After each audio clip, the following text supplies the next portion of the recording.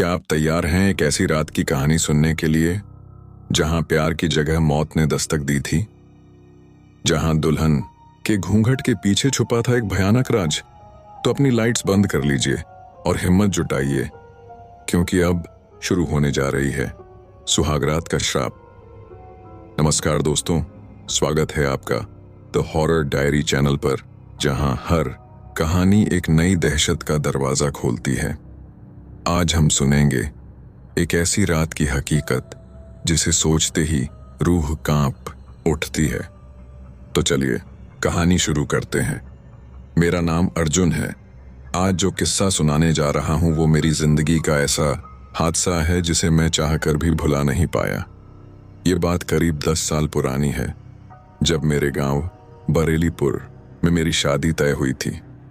सर्दियों की एक सुनसान शाम थी, जब हर गली में शहनाइयों की मीठी गूंज और चूल्हों से उठती हल्दी की खुशबू फैल रही थी। शादी बड़े धूमधाम से हुई। पूरा गांव रात भर जगा रहा। ढोल, मंजीरा, नाच गाना, मानो पूरा आसमान हमारे जश्न में शामिल हो गया था। मेरी दुल्हन सिया इतनी सुंदर की पलकों के झपकते ही जैसे समय थम जाए। लाल जोड़े में भारी गहनों से सजी, चेहरे पर शर्मीली मुस्कान।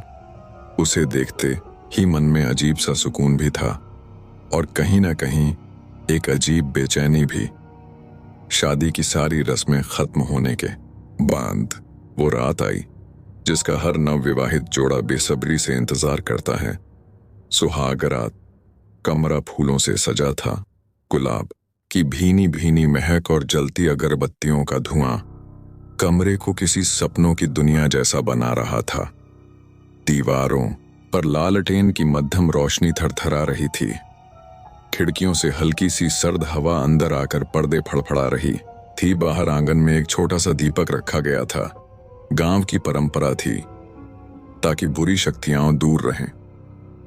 मैं कमरे में दाखिल हुआ तो देखा सिया घूंघट में बैठी थी, बिल्कुल स्थिर, जैसे कोई मूर्ति हो।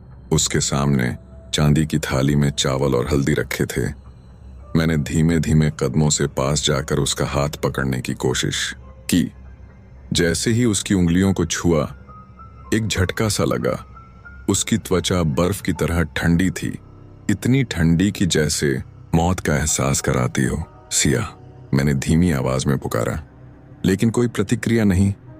मैंने घूंघट उठाने के लिए हाथ बढ़ाया, लेकिन तभी कमरे की रोशनी एक झटके में मद्धम हो गई। अगरबत्ती का धुआं अचानक काला पड़ने लगा।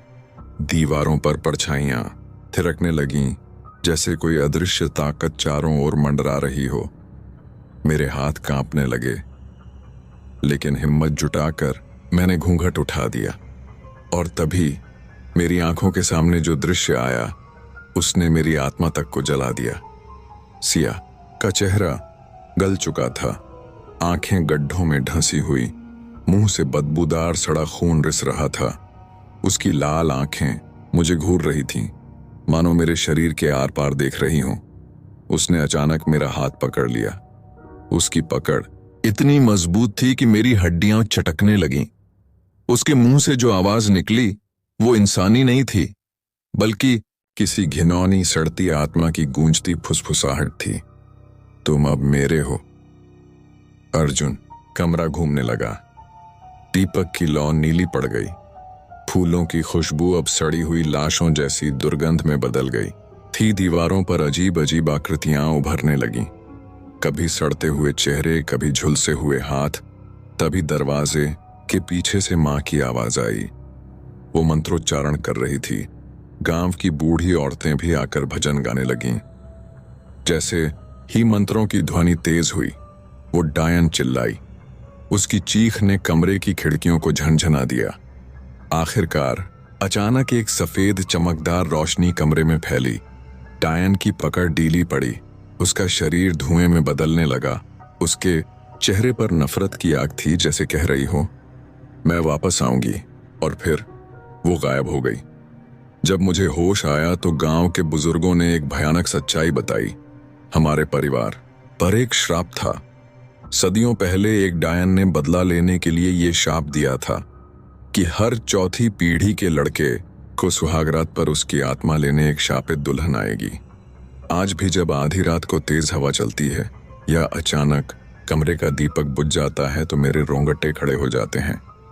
कभी कभी रात के अंधेरे में मैं अब भी महसूस करता हूं कोई है जो मेरी आत्मा को आवाज दे रहा है, तुम अब भी मेरे हो अर्जुन। तो दोस्तों, ये थी अर्जुन की अधूरी प्रेम कहानी जो एक खौफनाक श्राप में बदल गई। क्या आप कभी ऐसी रात का सामना कर पाएंगे?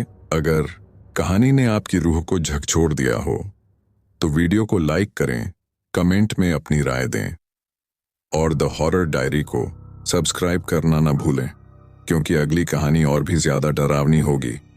मिलते हैं एक नई दहशत के साथ।